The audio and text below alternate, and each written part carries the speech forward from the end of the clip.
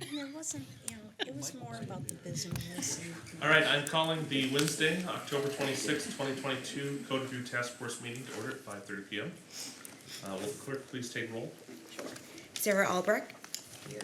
Tim Hall. Present. Donna Jensen. Here. Golden. Andrew. Here. Nancy. Here. Okay, Mike O'Brien. Present. Steve Roush. Here. Joshua Walls. Here. Shelley Ward. Here. Thank you. Members of the public may attend in person or participate online at zoom.us/join, meeting ID 854-6417-5488. Once you log into the meeting, please use the chat feature to tell the moderator you wish to speak to an item. More information is available in the agenda packet and on the city website. Now on to the agenda. Item 1 is the adoption of the agenda. City clerk, does staff have any changes to the agenda? No. Do any task force members have changes? May I have a motion to adopt? Moved by Donna, can I have a second? Seconded by Godin. All those in favor, please say aye and raise your hand. Aye. Motion carries. Item 2 of the agenda is approval of minutes of the September 28th meeting. Does staff have any changes? No. Do task force members have changes? May I have a motion to approve the minutes? All right, moved by Shelley, can I have a second? Seconded by Donna to approve the minutes. All those in favor, please say aye and raise your hand. Aye. Aye. Motion carries. Item 3, review outstanding items. Any updates? Staff has no updates. All right, thank you. Item 4, the agenda is questions and comments from the task force for Title 3, Chapters 29 through 32. The submitted comments are included in tonight's packet in the red lines document. Do city attorney or staff have anything to add? Do any task force members have further comments? All right. Item 5, which is our main item on the agenda tonight, is the review of Title 3, Chapters 29 through 32. These chapters were included with the meeting packet with staff's suggested edits. So that starts on, looks like page 9, and I think we'll just kind of follow our normal practice, which is to kind of go page by page and see if people have certain things we'd like to discuss. So we'll start with 329, 1, 2, and 3.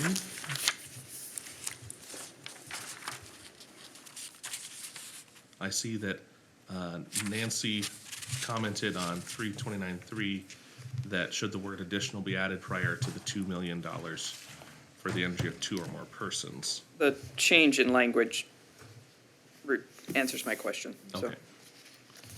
Excellent.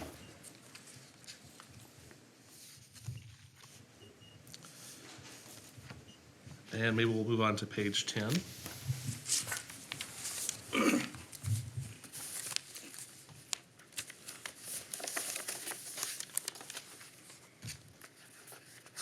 And so the city is recommending striking workers' comp insurance.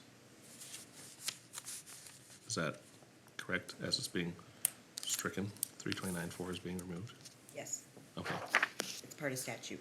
Ah, excellent, so superfluous. All right.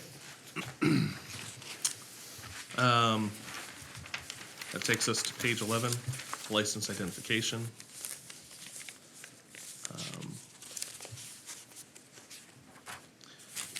Nancy had a question on the hearing notice. Should there be more description about as prescribed in this chapter? Because the hearing notice regards licenses are somewhere other than 329. And I didn't know if I should take the word chapter literally, meaning 329, or if chapter refers to, I don't remember where we were lodging a lot of our descriptions about hearing notices and that sort of thing, or if you feel confident that we've got enough directly in 329 to cover. Double check that if it's chapter, if it should be in the code, broader reference. All right. We'll reconfirm that. Okay, But you're Erica? right, your observation is generally chapter would refer to 29, okay, and title would be the 3. title, all right. Erica? So I copied this language verbatim from chapter to chapter to chapter. So all the other chapters have the exact same language in it. It just seemed noticeable here that all the details about the hearings don't seem to be in 329. No, they're in 147, and so it should be probably elsewhere in this code is the reference rather than chapter or Yeah, title. okay. That makes sense. It's a good catch. Any other comments or questions about chapter 29, tree vendors, before we move on?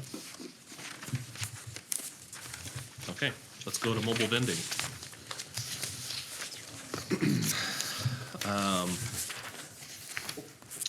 Anything on pages 13 or 14? Yes, Nancy? Ask a question if this happens to be fairly new, if it is mostly intended for food trucks, or if there's other kind of mobile vending that I'm not familiar with. I think it's mostly intended for food trucks. It was adopted in 2013, so Okay. it's relatively new. Yeah. All right. Okay. Steve? Question on 335F. Okay. So kind of food trucks, right? Why do we have a requirement about convicted of any crime? It's a good question. Seems a little, why is that material is my question. I'd want to make sure they pass the Minnesota health requirements more than whether they've, had some misdemeanor on their record. Chris? I was just gonna comment on that. Some of this did exist prior to 10 years ago. I think it's one of those that got carried forward. Okay. So it's not totally intended for foods. I was also a health inspector. Yeah, that's my bigger concern. Yeah, just don't worry about that part. They do know that. Okay. So are you recommending a change, Steve, or? Well, can we strike it? Do we care? Nancy? I'm usually one who would totally agree with striking it, but for this, I could see all sorts of kinds of things. It doesn't say, therefore you'll never get a license. It just says you need to reveal that. I mean, there could be, maybe they are assaultive to people and they're gonna come out of their food truck and beat you up or something, that you might wanna know when you're reviewing them for a license. Who decides then? Is that the city manager? Let's say they had a jaywalking conviction. Well, it says other than misdemeanor, so. Maybe. Other than traffic. Yeah. Godin? To me, yes, you had a criminal conviction or whatever, but we call somebody sent to jail, we call it correctional facility. And supposedly when he comes out, he's corrected, or he or she is corrected. So shouldn't we allow that person to be part of the society and,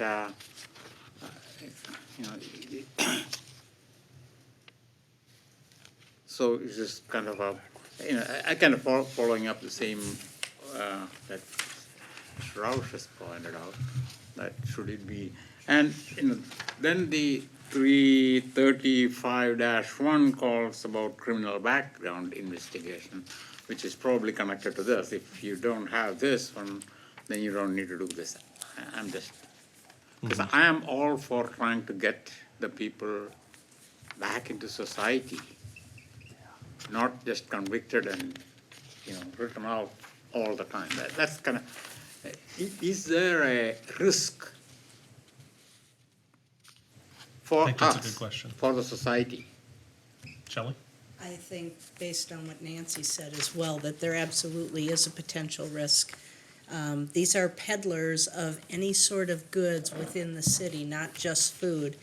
And if I'm gonna send my child or granddaughter up to a booth to buy something from somebody, I don't want them buying from somebody who has not passed a background check and is not, might take advantage of them.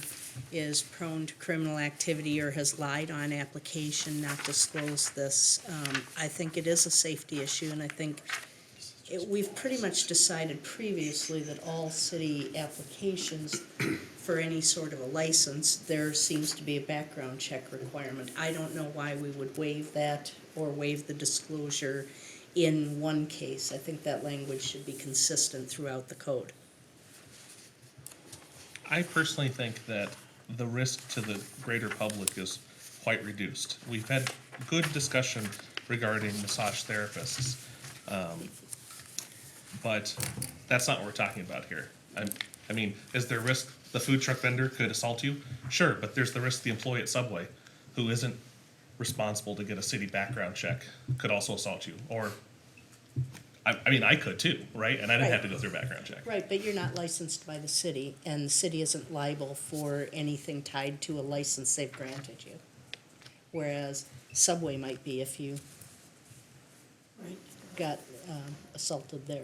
Sure, and they would certainly be liable as well, criminally and civilly. Chris? I do have one comment regarding that. Years ago, I'm dating myself again, this is about 25 years ago, we had a situation where we had a lot of door-to-door salesmen, mobile foods, selling meat products that were from out of state, that were indicted by the state for criminal charges. So we're looking at also at fraudulent activities. We're not, their targets were senior citizens, and would sell these meat packs, bulk packs for hundreds of dollars, thinking they're getting such a good deal. And we're not inspected, we're temperature abused, all sorts of things. And that was basically Metro. As soon as we took enforcement action in the Metro area, they all moved outwards. So there's some credence for why we want to take a look at people who are operating in the community with more fraudulent activities than what they're trying to sell. Just making a point of that. So is there I think that perhaps F is a bit redundant when we have the requirement for a criminal background investigation. You would think the criminal background investigation would reveal their criminal activity. Okay. That doesn't preclude you from getting a license, does it? Right. There was a group, it was called 9 to 5 Beats 10 to Life, it was a food truck. It was hugely popular for many years, and it was this company that hired people out of prison and gave them jobs. And they were at art and all that jazz, they were at Fire Muster, there were a lot of virtual festivals. They got in without the permit because of the blanket permits issued to our legacy events, but we never had a problem with anybody doing anything. In fact, their food was really good. So, I mean, as long as it doesn't preclude them from getting a license, because then you take away any second chance, and I would have a real hard time with. There's other controls in place Yeah, too. exactly. I think that would address that. Nancy? Would it feel better if we limited this to just giving authorization for the city to do a criminal background check, or are you against the whole background check too? No, I think that's fine. I was just, the food industry tends to be a second chance for a lot of people that may have done some time for various reasons. I just hate to preclude opportunity for them, because if you have no opportunity, what would you then do? You might go back to crime, so, yeah. Well, and I think the important thing to note is that it doesn't say they can't get a license. Yeah. It just says they have to disclose it. So could the city give me an example of a type of criminal behavior with which the city might reject a mobile vendor's application? Habitually spitting in people's food? Not my call. Counsel? Could be a fraud conviction, as Chris said earlier, and some other sort of business of selling outwardly to residents.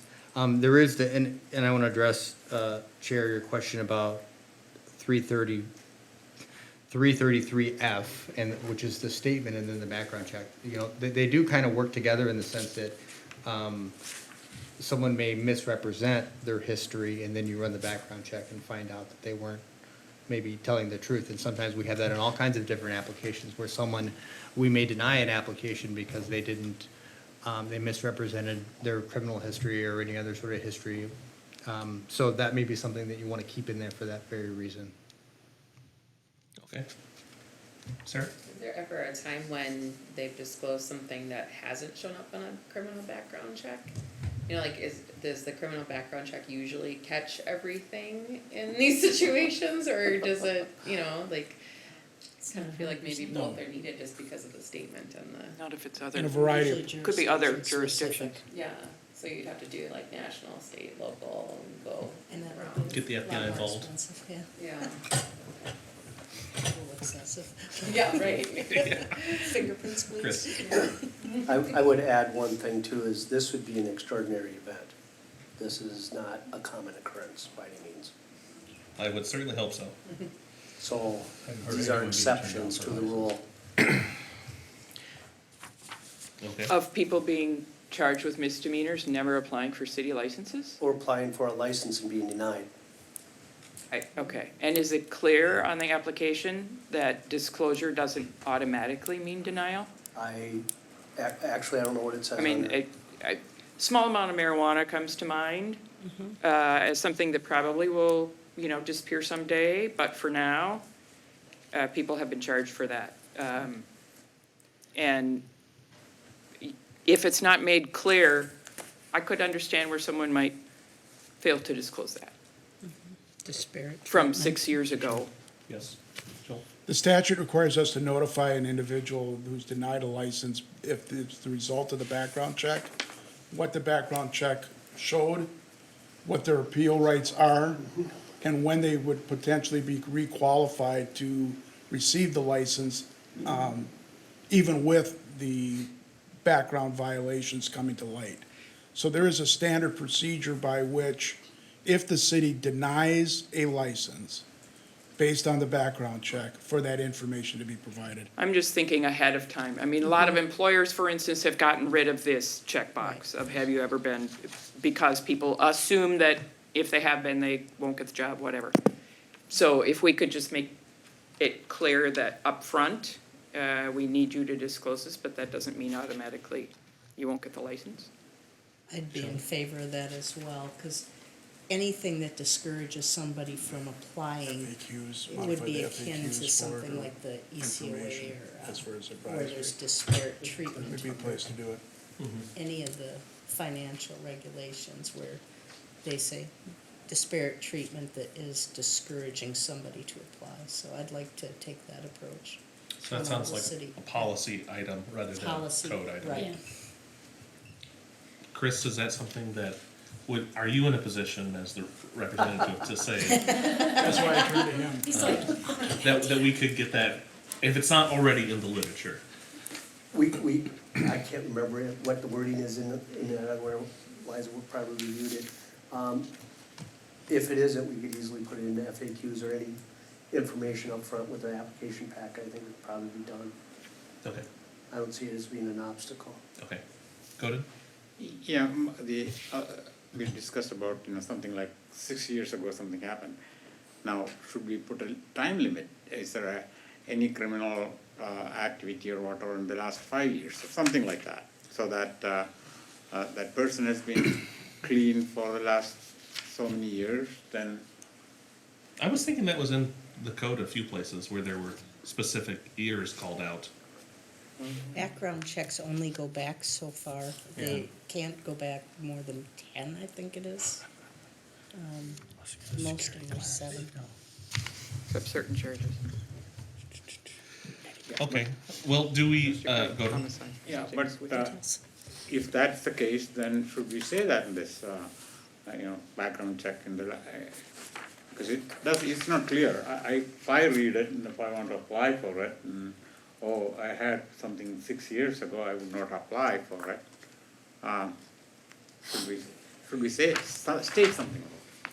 well, Wouldn't that- I think the discussion we've had is that the city's gonna put that in the frequently asked questions, so they realize that a prior criminal incident is not an immediate disqualification. I'm of the opinion it doesn't need to be in the code specifically. Yeah, probably the application process or the questions for the application process.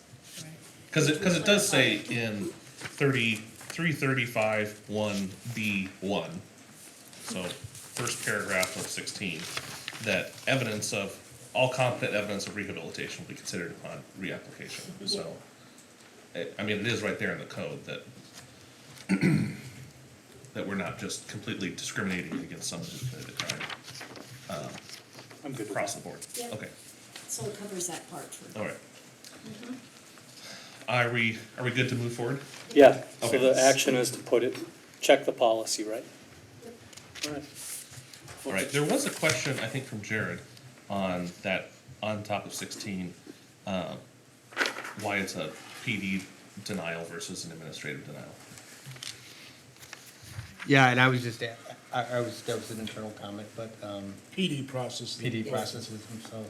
Okay. Why. It's not in the clerk's office, it's the PD. Gotcha. All right. Anything else under the rest of page 16?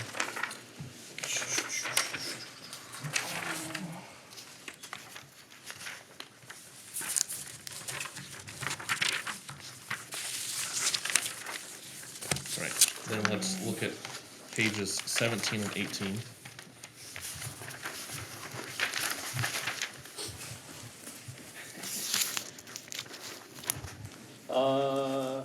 Seventeen 1737B, there's a bunch of codes for zoning types, R, B1, B2, ...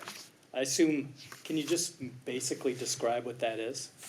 So you're talking the bottom of page 17, Yeah. within private property with property owner permission, Zoned following like zoning this. districts? Is that just like single-family residence, or what are we talking about? I-1, 2, and 3, I think is industrial, right? Okay. Yeah, there's no large here. Chair, Yes, sir. we have Deputy Nurse here who can answer that question. They're different zoning districts, and some of these things kind of correspond, or relate to the zoning ordinance as to where you can do things, so I think these probably could be listed out, or identified better, so somebody reading this section would know what those are. Because like you say, you're just looking at these and what is I-1, I-2, I-3? But those are 3 different industrial zoning districts. The mix is a mixed-use district. TOD is transit-oriented development, which is basically in the heart of the city area. And then all of the Bs are commercial zoning districts. And GIM is our gateway industrial medium, and that is part of the Minnesota River Quadrant. It's generally the area adjacent to the west side of I-35W, and then north of Highway 13, kind of in that area. Would church parking lots be included here? Is that industrial? No, churches, they can't be in industrial zoning districts anymore. They are generally in residential zoning districts is where they're located, but they can be in some of the business So zoning there's one districts as that's well. on Nicollet and 13, or Nicollet and 130th. Faith Covenant. Yep, Yeah. that's So a that- residential zone. We allow that, correct? Yes, that's a residential zone. And that's in here. It's one of those codes, right? No, there are no residential districts identified right here. These are all districts other than residential that are listed here under number 3. Because in B, it says such locations shall not be in areas zoned residential as indicated with the R-type zoning on the zoning map. Correct. What does such locations shall not compete with other events, block parties, et cetera, et cetera? What does that sentence specifically mean? Churches have them. I believe it was set up so that food trucks wouldn't pull up next to a festival and just start doing business without being part of that festival. Yeah. I think we have a problem though, because church parking lots and places like that, similar venues, are not places that I think you intentionally meant to exclude, because basically you're saying that a church can't host a food truck for maybe a fundraiser. Or maybe I see them do things for mission trips all the time. And I would think that they should be able to have a mobile vendor in certain circumstances. I don't know what they would be, but if they're all residential, you've got basically nonprofit organizations in residential areas. I think as we move on later, though, there's like the special event permit and some of those things which do allow them. Okay, so that would be a different section. for Yeah, Yeah, that's Okay. chapter 32, I think. Okay. a little bit later in the packet here. But there is one in, it seems like there was some place that said private property can have these. So is it contradictory to say mobile vending shall not be in areas zoned residential? But if there's a non-residence in the residential, it can allow it? It's within private property in the zoning districts, and that's where you get that zoning district list. The industrial, the business.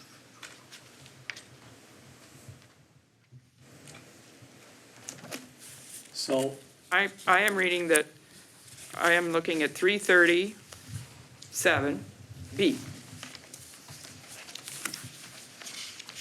337.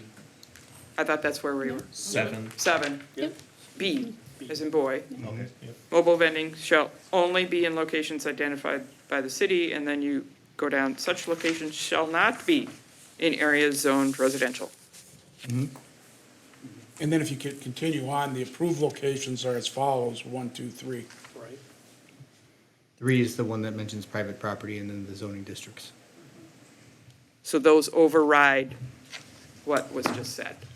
No, No, it's within Verification. private property with property owner permission in the following. So Which I are would- not residential districts. so, So is that, I don't want that food truck to be out of compliance, I guess is what I'm saying, but it sounds like it is.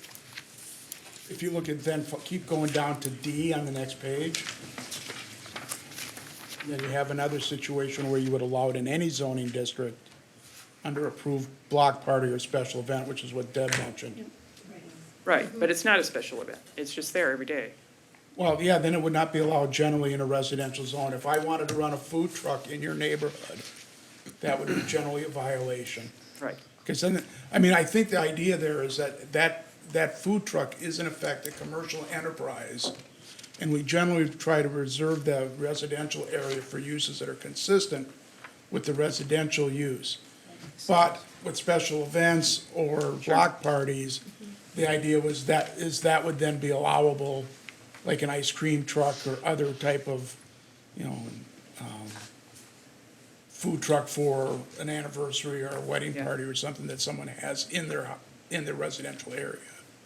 But generally speaking, it probably doesn't come up much because you wouldn't generate the traffic necessary for the business or the food truck operator to do that in the most likely event. Right, this might be a very particular situation. It's across from Centennial Park. It's in a very large parking lot. I don't think the vacant house across the way is impacted. No, I don't want it right down the street from me, right, it's fine. but it seems fine where it is, so, But it doesn't, it's not consistent with the code, right? all right. So is it, where, I mean, I'm not familiar with Right on this. Nick- Faith Covenant Church, Uh-huh. What are they? parking lot on Nicollet Okay, and 130th. so basically you're reporting I- an activity that I isn't do not want in compliance, anyone yeah. to show up at their place tomorrow saying, Right. gee, do you have the appropriate Isn't that thing? church And TOD maybe zone? they do have a license, I don't, or maybe they have the special No, I permit? don't think so. I don't think that's, Well, we did that when we- Transit oriented. All the lighting changes and everything, Yeah. because we, Pretend you I know. don't think it goes quite No, that. I think that's a good Far point. We south. don't want somebody to be in compliance for, So I No, think but I also, that what I'm hearing is the church or the civic group that is gonna have a special event, that's covered in special events. But generally, as a matter of practice, you can't have a food truck in a residential area, period. I think that seems reasonable, personally. well, people bring them in for house parties. Sure, but that's a special Yeah, event. that's a special, yep. Yeah, not just doing business regularly 9 to 5, 4 days a week. And you have the ice cream trucks. They go through our neighborhoods, and the kids love to run out to them. What do you do about that? Let them be. If you can catch them. You can catch them. They don't drive that fast. Okay. Are we good on that discussion? I think so, since it's covered in the special sections. Yeah, I think they're out of compliance, and I'm just sorry that, I don't want anything bad to happen to them, because they seem like really hardworking, good folks, They are. and their burritos are very good, so. Well, they may not be there. May not be thinking about it. I assume the church gave them permission. Right. They do. Okay, so, moving forward on to pages 19 and 20.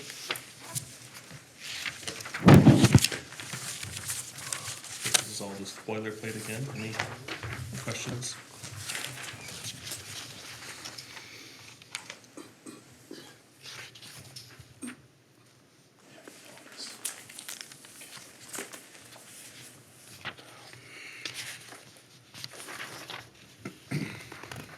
This 19 and 20 are basically almost like a repeat in every section, right? Yep.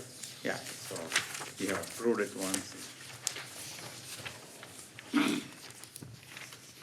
Okay, anything with the remainder of the chapter, which is just strucken out? I have a question kind Yes. of related to this. Go ahead. This is mobile vending, and I'm not saying you should do it or anything, but the other type of vending that we see is the farmer's market. Is that kind of a regulated or just Kind of protected allowed under state statute. or some other section? That's also identified as part of the zoning ordinance under Title 10. It's in a different title, but there are What is it? provisions for farmers markets under Okay. Title 10 zoning. Oh, okay. So, thank you. All right, short-term rentals. What is Steve's favorite subject? So, let's consider the whole section, because it's 3 pages. So Steve has a question about the minimum length of 3 days. This will prevent rentals for parties, other suburbs are doing similar constraints. Since it was stated, Burnsville does not have many rentals now, this addition should not impact many owners and prevent this. Right. I'm not seeing a question in there, that just is a statement. Is there discussion that you wanted to generate from that, Steve? Yeah, I'd say the other suburbs, there were some articles in the Star Trib, they're more than 3 days, like a week. Kind of to defer parties in general, so I thought, it says there's a maximum stay, I don't think, I'd be in favor of having a minimum stay. Does anyone know if parties at short-term rentals are a problem in Burnsville? They are in other locations, like Sure. other states and that kind of thing, but if we were going to consider it, I wouldn't necessarily think we need to, but I would suggest 2 nights, just for weekends. Seems reasonable. I mean, I think it's a reasonable idea, but if there hasn't been any issues, then why change the statute? So if anyone can point to an example, even anecdotally, of a out-of-control party at an Airbnb in Burnsville. Well, right next to our house, there's been groups, Okay, so, yes. all right, thank you, that's what I'm The looking strong for. smell of marijuana was enjoyed by the neighborhood. And everyone was happy. Okay, Yeah, it depends if this will come back as strong too for a marketing. But If this will come back as strong in marketing, because there's a whole industry that's developed out of this in the rental side. So where that, they'll take your vacants and rent them kind of like a B&B in the apartment community. Now you have single-family homes that are in the rental side. So that's just something to keep in back in mind, that you do want to have something in place. Because we had it where one park, we found on Facebook that they were renting out their B&B. Well, our lease does not permit that. But here you go, how you have that there and that potential there that you want to be able to address when it does come up on that, because you don't know who they're gonna put in or what could happen with it. So you're supportive of a minimum? Well, I'm supportive of having it in here for that part of it, and yeah, I don't think I wanna let it, roll it to 28, the whole month of things, cause that's a whole new thing you're doing on it. So trying to find a middle ground, I think there'd be a little more research maybe, since we don't seem to have the vast knowledge of it, is what's been the other experience on it. Cause I know the market's out there, and once things change, it gets more, and these are companies that are funding themselves based on this process.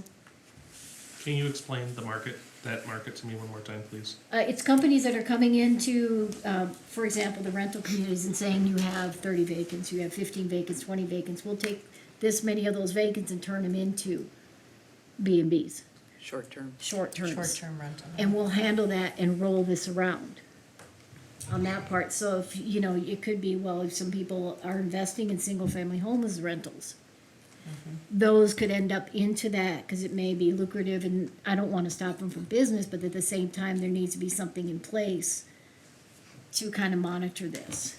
And since Burnsville doesn't seem to have much for history on it, it might be helpful to kind of get an idea of what is done otherwise, without making too much of a headache for ourselves, but also being aware that it exists. And then how many are not reported? And I think there's some validity here.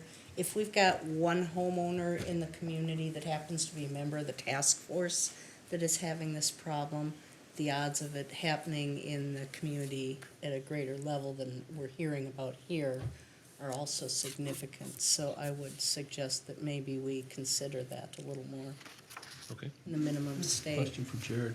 3 days, I think, is probably prohibitive, but the weekend, like Nancy suggested, sounds, Doesn't our ordinance require the owner to be living on the property to have an Airbnb? I think they have to- Property has to be maintained as homestead, Yeah, but they don't, for the short-term rental, they don't have Need to to be still there. be in the unit when it's being rented. So like with the Super Bowl, the owner of the property wouldn't have to stay there for that short-term period, So it has to be a homesteaded property then? under AES. Okay, so that kind of eliminates a lot of Yes, you could- companies you coming in could- and buying houses and renting them out. Correct. That's why we did it that way. That's correct. So apartment buildings wouldn't turn into Airbnbs. So you wanna do an Airbnb, you have to have it homestead, which means you gotta live there enough to have that homesteaded. Is that stated in one of the paragraphs where it's a requirement to be homesteaded? 331-3A. Yep. First sentence. Homestead, okay. Okay, well, I think that addresses Donna's concern. Chris, do you remember how many short-term rentals we have in the city? I thought it was pretty I'm darn looking small. at the list as you speak.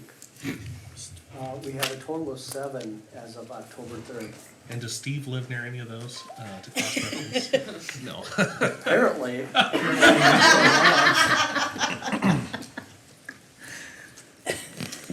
check the list, Steve. Does the homeowner live there, Steve? What? Does the homeowner live there? No, they're up in Minneapolis. It's a business for them. They're doing what you said. They bought a foreclosure, they flipped it, and they're renting. So I'm not sure it's Would it be out of homestead. compliance with our ordinance? If they're homesteading somewhere else. yeah, it would be. It'd be out of compliance with our ordinance then. Probably. Turn them in. There you go. If someone were to file a complaint with inspections, they might check it out.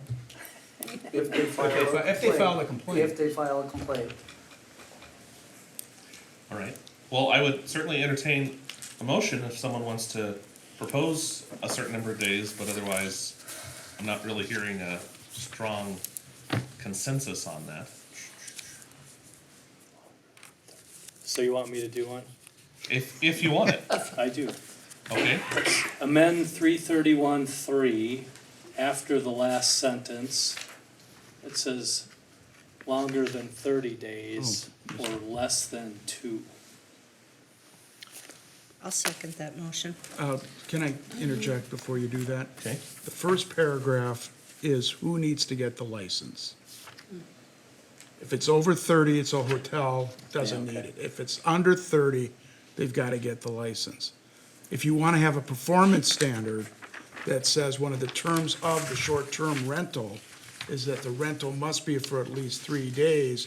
It shouldn't go at the first paragraph where we're talking about whether you need a license or not. It should be down in the paragraphs A through F that have the performance standards in there. And you would add in there that the rentals must be for at least 3 days and no more than 30 days. Or words to that effect, or in some cities, 14 days is a common feature, because that dovetails with short-term rentals for tax purposes, and some other types of things. So should go in any amendment, A through F, somewhere. Or a new sentence G. Yeah. Do you withdraw your motion so you can remake it? I withdraw. Okay. Thank you. I guess for now, I'll leave it alone. Okay, If it becomes a problem, I'll readdress it. okay. Have they notified you, being a neighbor, of their, because that's point C, they're supposed to notify you. They have, Oh, okay. yeah, they did. Not just by floating marijuana, you're right. No. Before or after Not- floating marijuana. They're realtors, so yeah, Okay. this is a business for them. Okay. All right. If we're fine tabling that point for now. Yeah. I was curious on violations. Unlawful acts seems to be redundant. Jared, do you think that or Joel, do you think we could remove 331(4)(a), the sentence unlawful acts? It'll be illegal to do anything that's illegal, basically, from, I think we can. okay.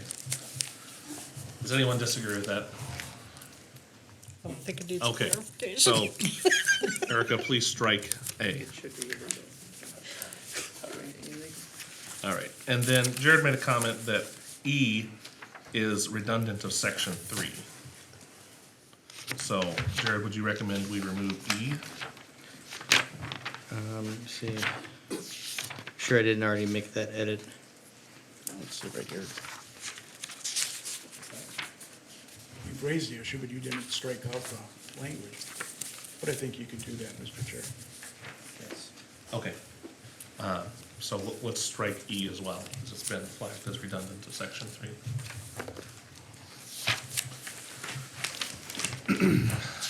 All right, that takes us to special events.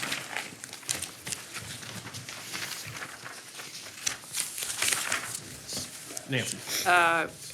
Similar to another question, what are special event? I mean, I know, city-sponsored kinds of things, but, for instance, some neighbors block off their cul-de-sac once a year and they play their music very loudly.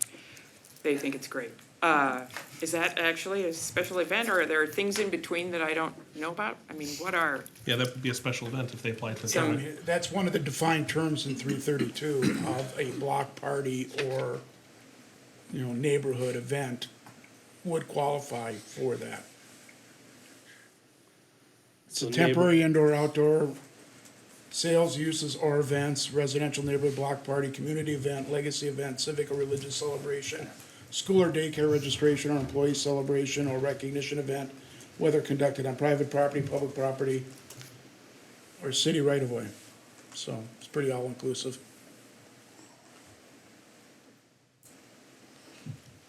$332. Okay.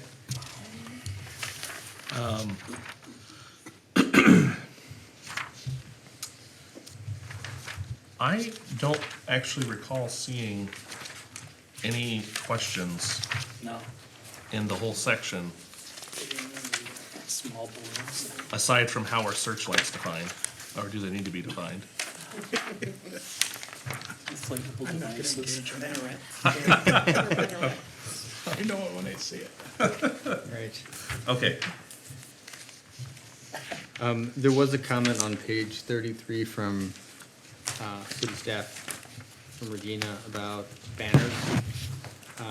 But I think the banners here are different than section, Title 10. I think we should leave the addition for banners in here. So keep A through D? Yes. Okay.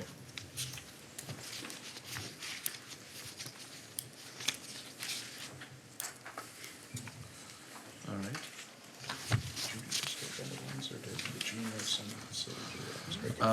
So as Banners we, would be temporary in this this section, right? they would be, yeah. Those aren't permanent. Yeah. Yep. Yep. Yeah, Shelley. I'd like to ask a question for context. Why do we care how big an inflatable device is? If they're setting up a bouncy house, or maybe they've got a bouncy palace, I mean, I thought it was those. Chris? That's how I'm, yeah. that's what you, No, there may be instances where we may have some fire issues, so you want to have egress away from wherever. We don't wanna pack these things in a commercial lot where people and fire trucks can't get in and out. So there may be instances where that might apply. okay, thank you. Okay.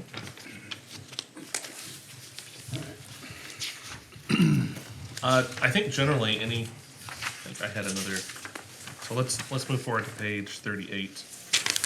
Question, well, from Regina, can we delete the on-premises signs for legacy events, falls to park, government, school property?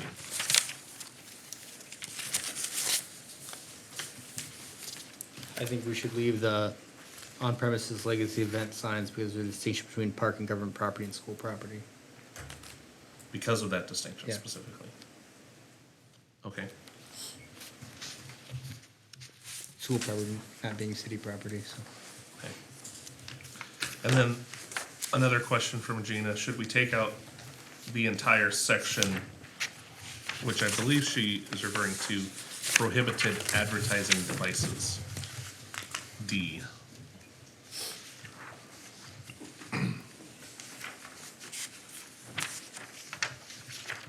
Which would affect, make those lawful. To have animated signs, beacons, light bulb strings, etc.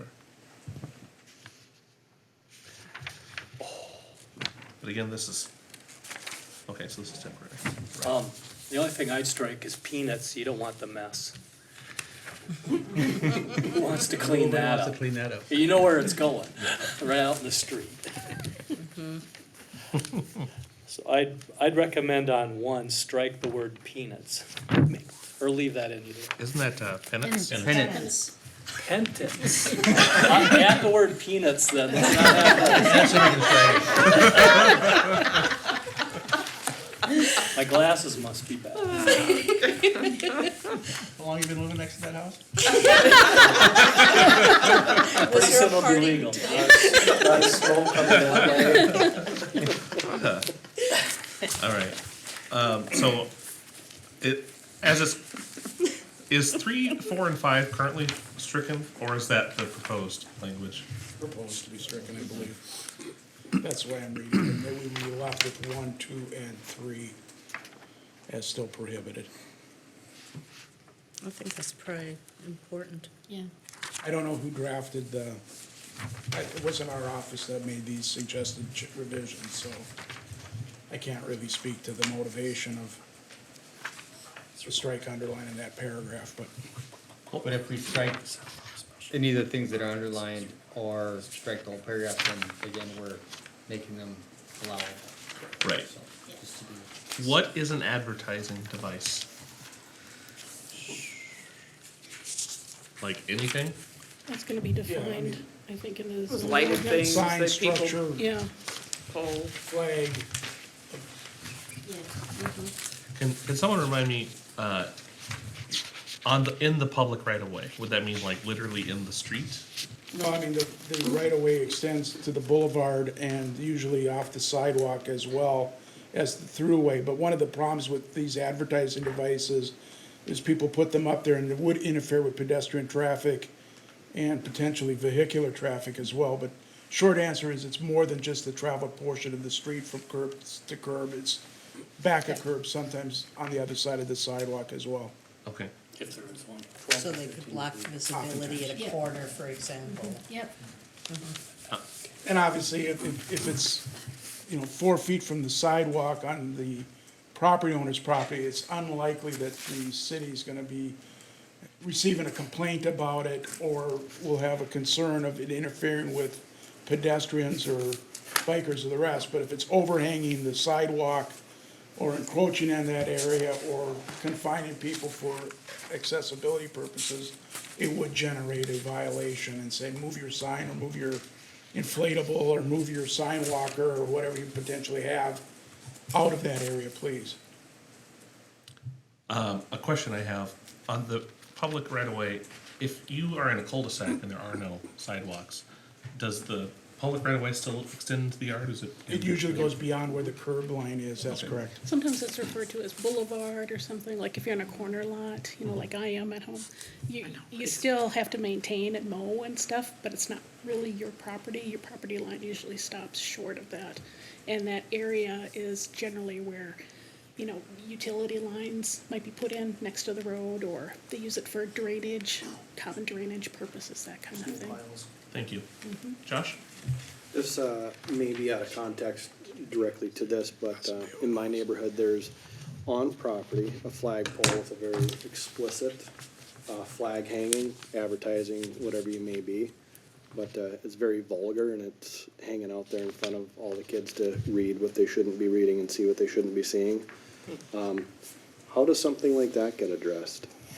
Is there a taxi cab sitting in front of it? We've addressed that issue. Okay. It's protected speech. Protected by the First Amendment. So I was figuring. So we're in the same boat. Huh. Maybe it's a short-term rental. I was thinking about that. Or a pennant. Peanut, yeah, peanut. Put a bigger pen up in front of it. Or peanuts. Okay, I was actually looking at and thinking about all the yard sale and garage sale advertisements in the public right of way and wondering if they were, you know, you're never gonna stop it, but are they technically a special event? This talks about a sales and, sales uses or events. I believe that they are included somewhere in this section. I don't think they're in this section, but I think they're in the accessory use or section of the zoning code. Zoning I code. think there might be 10. Yeah, there is a different, well, because we're going through the zoning ordinance and our consultant asked about them, and we're like, oh, and then, I found it somewhere else in the city code where they're I addressed. think it's Title 10. Are they allowed or disallowed? They are They're allowed. allowed. Limited. Just Limited so you all by know, we're not days. enforcing any sign ordinances I right now. don't remember what it is, while but we're how going many through this events you can, process. you can't do it every weekend you. for the entire summer. I I don't want think to it's events. If you want, we can bring that, we can send that in the packet of what the regulation is, because I don't recall it offhand. It hasn't come up. Yeah, I don't think it's been an issue. Okay. If we can jump several pages forward, perhaps to page 43. I was curious about paragraph 7 that says evidence of bad business reputation shall include, but is not limited to, more than 3 complaints against the applicant with the Better Business Bureau or Minnesota Attorney General. This is the first time I've seen this language in the code. And I'm a bit confused by its presence here. I thought I saw it earlier in this chapter we just looked at too. Maybe I'd flipped ahead, but.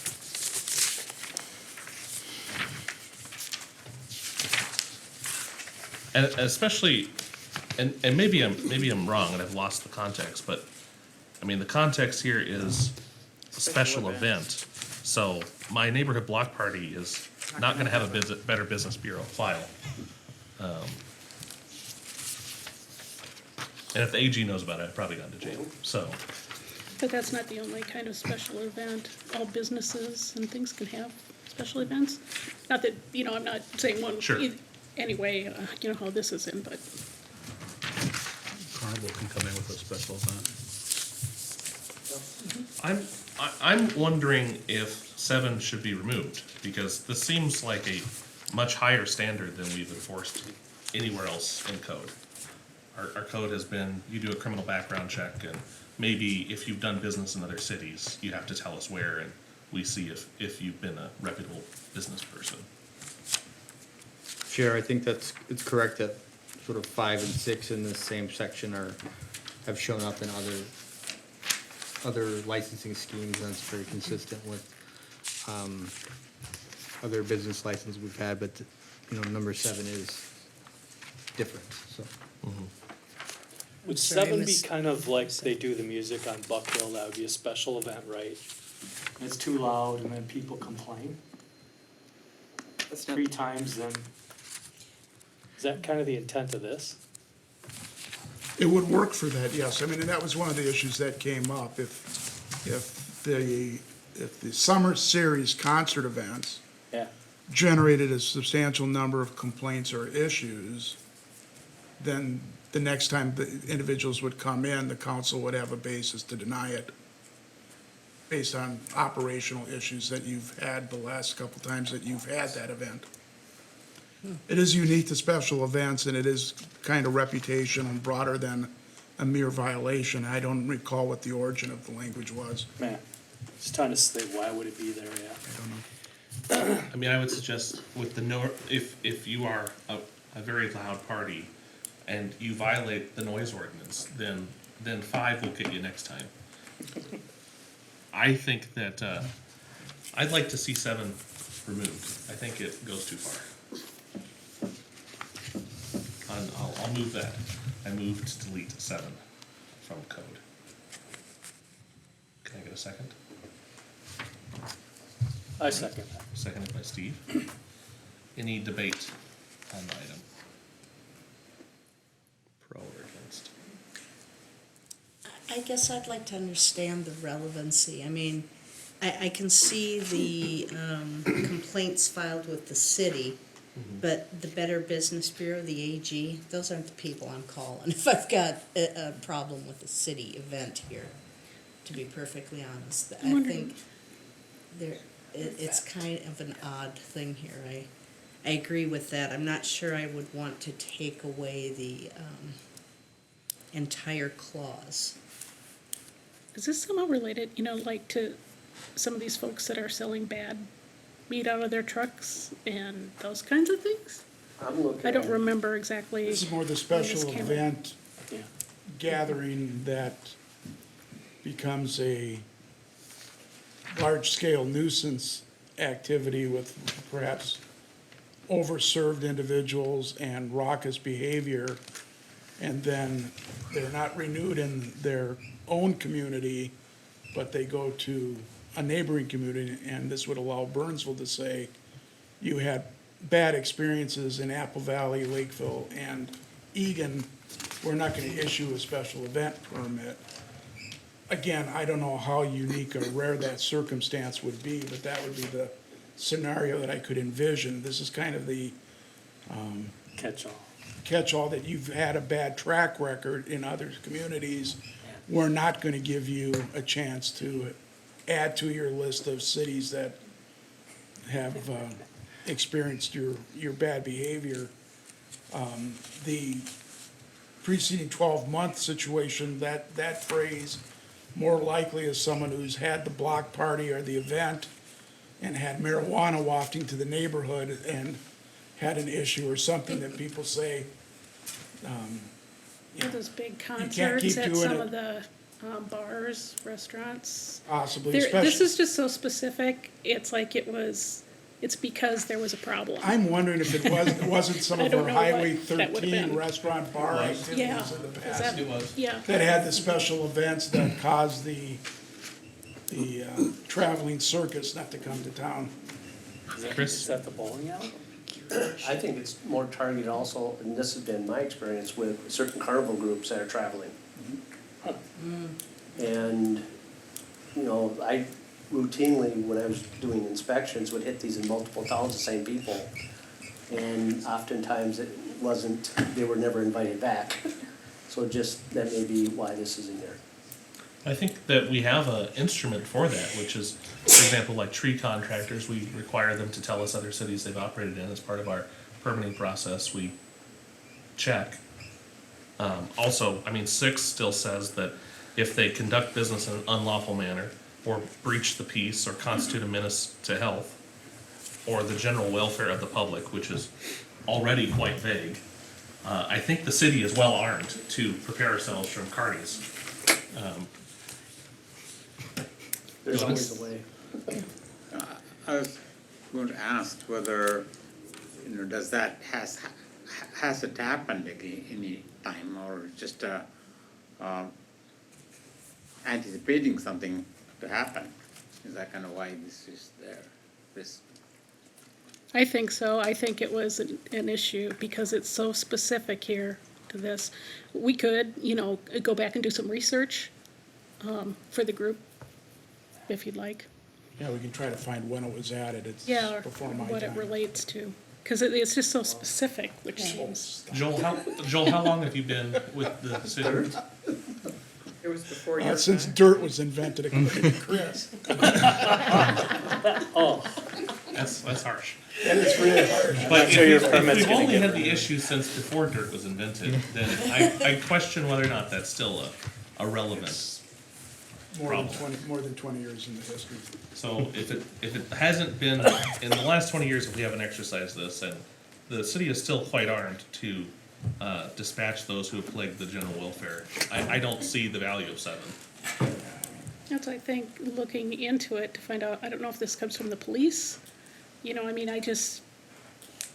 just don't know. I would like to look into it, because I agree with Deb, there's a reason why this is here, and it might be something we're not seeing right now. I would like, Or could be Charlie would anyone like to speak in opposition to the motion to delete 7?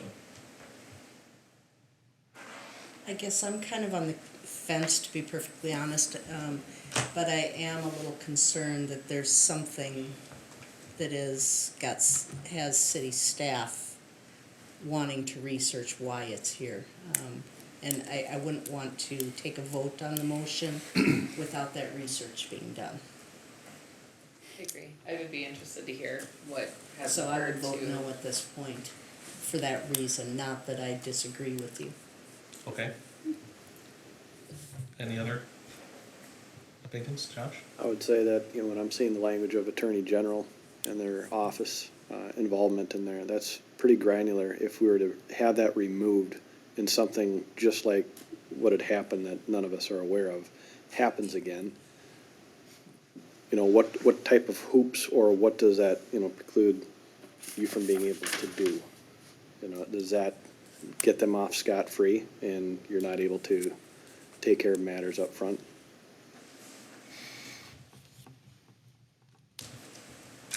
Seems like it's pretty girthy.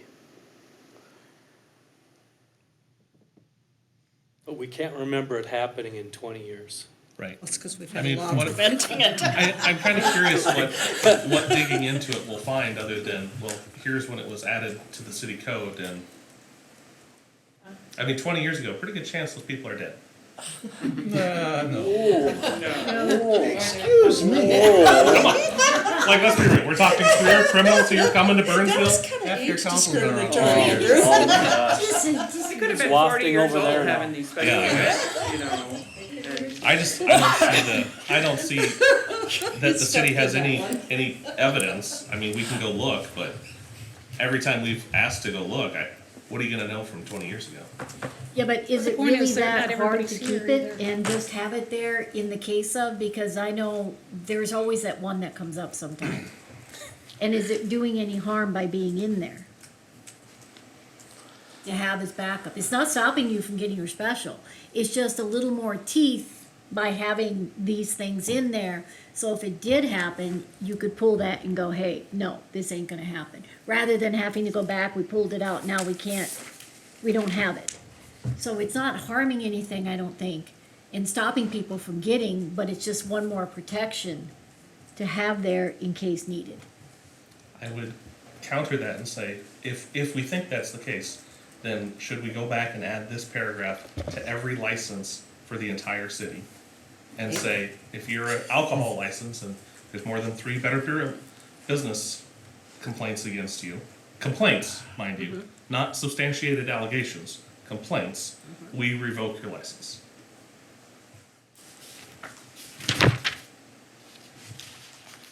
I don't know that revoke could be the right, but you could deny a license maybe.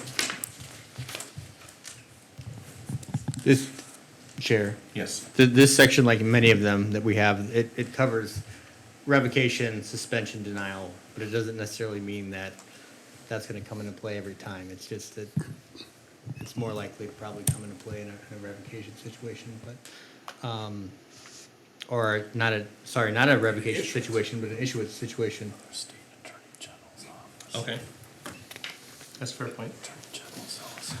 Well, I'll go ahead and vote, and we'll see what happens. So, all those in favor of deleting 7 from the code, please raise your hand and say aye. Aye. All those opposed? It was Godin, Steve, and myself. Okay. All those opposed, please raise your hand and say aye. Nay. All right. 5. That was nay, right? That was an aye. Yeah. Nay, Yes. yeah. Okay, the motion fails. So would we like the city to go dig into the annals of history? I'm ambivalent. I don't think it's going to matter or be a productive use of time, but if we're curious and have the time, feel free. Okay. I think it would be useful to know how it occurred, so that, and maybe also what, if we did remove it, is there any additional research that we can find that would maybe open up a hole for us, with the removal of that, that we aren't seeing right now. Okay. Well, Chris, are you comfortable? You were the person who said you wanted to find out, so I assumed that would be you. I have all these little scenarios going through my head of what ifs, which I haven't had answered yet. But other than that, We can take a look, Mr. Chair. Thank you. we can take a look. All right. I will say that, but I did have trouble trying to get into the city minutes today, so I don't know if I have access anymore. but- That's Tom. No, I'll tomorrow. Godin? Did we have the Attorney General? With the complaints? backtrack. I have to answer. Yeah, I I'm couldn't sorry, you do said it. you wanted to backtrack where? Going back to page 34, down below at the very bottom, signs shall be professionally designed and painted on all sides, including in support posts. Can you please repeat that? What item are you reading? 34, the last sentence, page 34. Signs shall be professionally designed and painted on all sides, including any support posts. That's Why? oddly specific. We had some ugly signs at Yes, some point. Now you're trying to define who is a professional designer and what kinds of stuff with that sentence, in my mind. You could take professionally designed out. I know why they include painted on sides, because a lot of these stand out there for a long, long time, sometimes even years. So I know that's why they have the painting, but professionally designed is But how could a loose community, definition. how could a community event sign, which is a special event, stand there for multiple years? Because they're a special Getting event. renewals, or if the council isn't Didn't get a enforcing complaint. it for some reason, or, Will the codes be? I don't know. So what would you like to see changed, Godin? What would you like to see changed? Support posts could be metal. Well, Should it be kept in good, I don't know, I good haven't thought condition? through what the process is, but when you say professionally designed, now you're trying to define who is a professional designer. I think the All kinds of stuff. adjective has a lot of leeway. yeah. I think you're right, though, it's Aesthetically- subjective. Aesthetically pleasing or something like that, rather than professionally designed. that word is what, I think aesthetically pleasing is even harder. Yeah, I would it say. is, I know. If I hire my 12-year-old neighbor to do But it, I think that makes thing him is that professional. the intent of this is to make it aesthetically pleasing, even without saying that. Or is it to prevent eyesores? Because I think there's a big difference between being pleasing and just preventing an eyesore. I don't know what the correct wording is, but this is kind of a, Josh? Or signage should just be maintained to Yeah. adhere to its original installation, I guess, as close as possible. Maintain in 'Cause good you don't know if condition, no it's peeling paint, no chipping paint. Anodized no- or painted Yeah. or baked enamel or whatever, it's Yeah. just So, try and keep it to its original intent. this is for a short time, right? This is for. You're smirky yes. The language is Oh, is proposed that to what be it is? stricken It's only temporary. in paragraph A. Signs should be sandwich board. Go, Stricken just above. strike two. But not Yeah. proposed Just to be propose stricken striking for two. the It's only a temporary. Striking others. Just propose that. Yeah. Okay, go ahead. make Well, that- make that unless motion. there's a, So we don't like. there is a way of saying Well, the but it's not the the sandwich intent of board. this. That's number I know. one. I It's number couldn't come two. up with a good way to say what the intent of this is. Just get rid of it then. Oh, interesting. Unless there's a specific intent mentioned, I would rather get So rid of it. who, I don't know who did it. The chair. so council has just pointed out that A and B at the top are the same as 1 and 2 at the bottom. And A and B have been stricken, 1 and 2 have not. So, What is that? Well, let's leave it look then. at the very top of the page. A and B are stricken through. Maybe it was because it was duplicate. And stricken, thank you. And 1 and 2 are not. Perhaps we should strike them. To match. Erica? A and B go with the off-premise signs, Yep. so, and then the community. But the logical that are consistency doesn't matter. If it's good enough for the off premises, then I would suggest it's probably good enough for the community signs. So, For 17 days or Yeah, 15 days. it should be the can same. we delete 1 and 2? Or actually, I'll go even further. Can we, because it looks like the thing is repeated, can we have community event signs aligned to the proposed strike-throughs that are in off premises? Because it looks like the list is repeated. Yeah, I would think we could just, can't you just call them both? There is still a requirement to take them down, right? We left that in? Okay. Yep, and now Couple actually, weeks, that's it. Like, all the election signs have to come down in the couple weeks after, right? 10 days. Okay, let's just make sure that's in. I'm taking down none, just so you know. You're not running, are you? That's right. and the same language is in legacy event temporary signs as well. Yeah. So maybe the city could Try just to be consistent. Clean it up. clean and up the bring it language. back. Yeah, I'd like to review it again once they clean it up. Sure, yep. yep. Okay, so I think the city's gonna take an action item to reconcile the rules on signs, dig into the Better Business Bureau, Steve's neighbor, and, okay. I believe that concludes our reading tonight. Are there any other points we'd like to make on agenda item 5? Okay.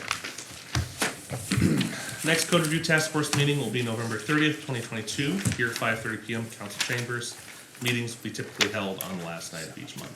Our homework is to review Title 3, Chapter 28, rental licensing, which is included, well, actually is not included in this packet. It was provided in our packet previously. It's online. Yep. Comments need to be submitted by Wednesday, November 16th. And the city, Do we have that much left over that we need? There was a fair amount, Was it? but this. Yes, it yeah, was. Yep. I've blocked it from my mind. Yeah. it was yep, a- and the presentation. fire chief is gonna bring us a presentation. Yeah, that's, the big part was the fire Uh, section wanted to be here for Is that a that. question? I got a question in general. Okay, yes. So, it was a couple meetings ago, we talked about whether we're on the right pace to finish in the allotted time. Did we ever resolve that topic? Well, I think that, as I recall, people said they were expecting a 2-year commitment Yeah. when they signed up, and that we were looking at bringing in potentially a bit more content Right. every time we went through a review. And the city's gonna do the pre-review as they've been, so that we're having perhaps more productive meetings. Yeah, I think that's, I don't recall anything else from that discussion. correct. So are we on the right pace? We should measure that at some frequency, I guess. The 2-year, Well, are we reviewing enough material to hit the 2-year window? Is the question. I was told 18 months, just want to put that out there. Oh, 18. I was the one who brought it up, just, so, Yeah. yeah, anyway. Well, Okay. once we finish the rental licensing, that will be finishing up Title III, and then we can move on to Title IV. So with the rest of these chapters that we finished tonight, we'll be done. Once we conclude rental licensing, hopefully next month. But there are 10, aren't there, or 12? But we don't review the zoning one. Right, 10 Yes, and right. 11. Right, but even without that. And there's- some Number of 7, is that them, what you said? Or subdivision. Oh, sorry. some of them too, like the septic need to schedule systems, them, right? that needs to be Like, consistent with Dakota County the ordinance, statute. so there would not be changes to that. You know, some of those kinds of things, so. 3 is a tough. Yes. That's a tough section. Yes. Very Yeah. tough. So, maybe, would it be possible for the city to come up with a guess to what sections we'll be covering in the next 12 months? Okay.